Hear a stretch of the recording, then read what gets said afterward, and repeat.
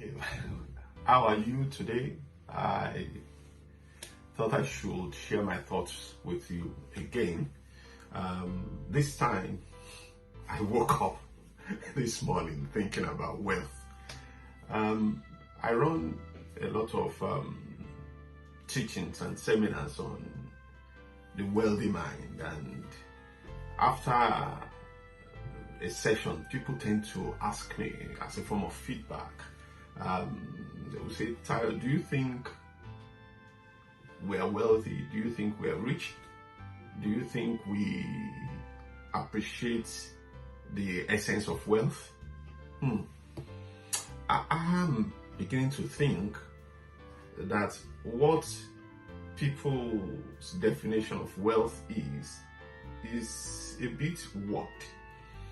Because most of the times we assess our wealth based on material things. Yes, there's a place for material things, but I just think maybe we should start in our mind. Let's start with the things going on in our mind. Then you can say whether you are wealthy or not. And I was driving on the highway one day and I saw a Ferrari. I saw a Ferrari, beautiful yellow Ferrari. And I was saying to myself, ooh, how I wish I could drive this. And I moved closer and I saw a sticker stuck at the back of the Ferrari. And I didn't catch it well, but I thought what I saw was people say being rich can make you sad. Give me £1 million and a Ferrari and I will dance. It's something of sorts like money is everything. So I believe a wealthy man, a rich man with a poverty mentality is a poor man. And a poor man with a wealthy mentality is just taking a step towards being wealthy. And so I say to people, and most of the people who come to ask me, oh, am I rich? Am I wealthy? What do you think? Look at my assets. And I have a house, I have 2 houses, I have 3 cars, I have all stocks and everything. And I say, look, the essence of being wealthy starts with the mind.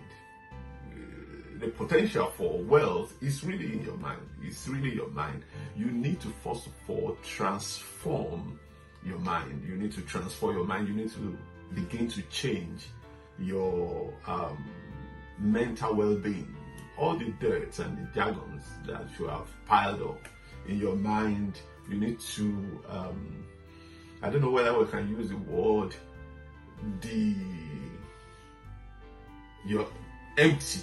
Maybe that's better. Empty your mind of all the junks.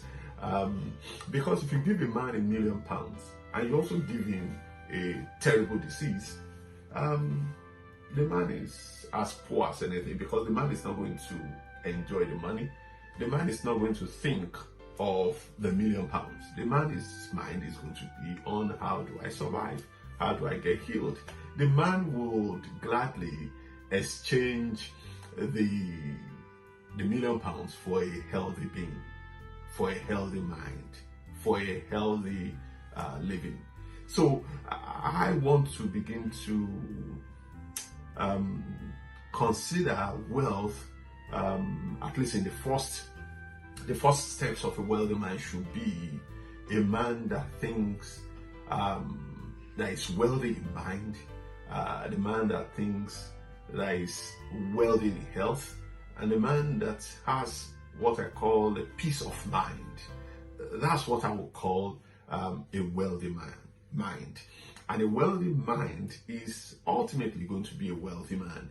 And you need to get your mind transformed completely. You need to become a new person when we are talking of wealth. So I say the best thing to do is to dream. Everyone has the freedom to dream. And thinking about it, plans have to be realistic. If you ask someone to work out a budget, to work out some plans, to work out also, it has to be realistic. It has to be, all those jargons that we use, specific. It has to be well planned out and so on and so forth. But dreams don't have to be specific. Dreams don't have to be realistic. You're allowed to dream as high and as wide and as big and as extravagant and as possible as impossible, as wacky, silly, bizarre.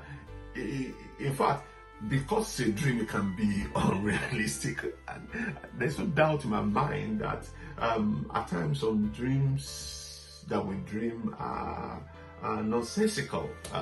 That's why it's a dream. It's a dream.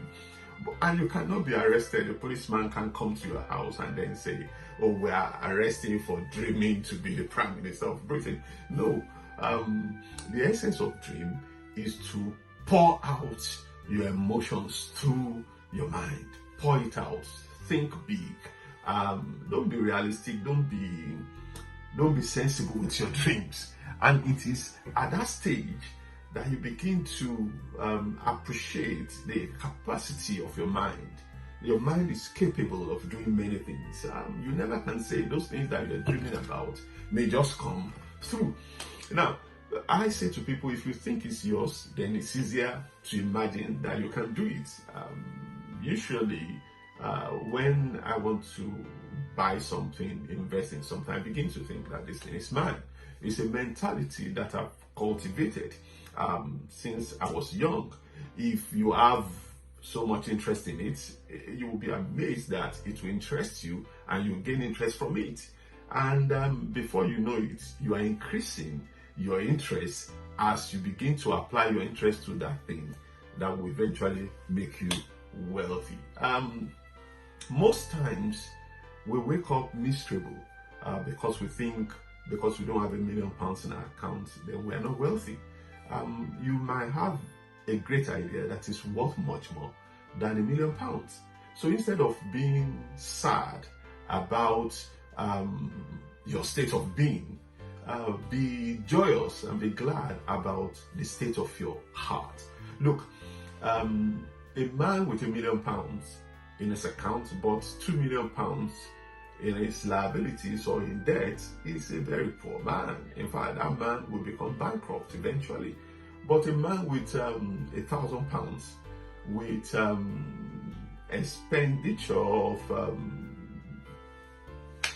£500 is a man that is very rich. It's a man that has no fear. And that is why we need to begin to commonize the junks that we hear outside and make realistic the thoughts that are coming to our mind.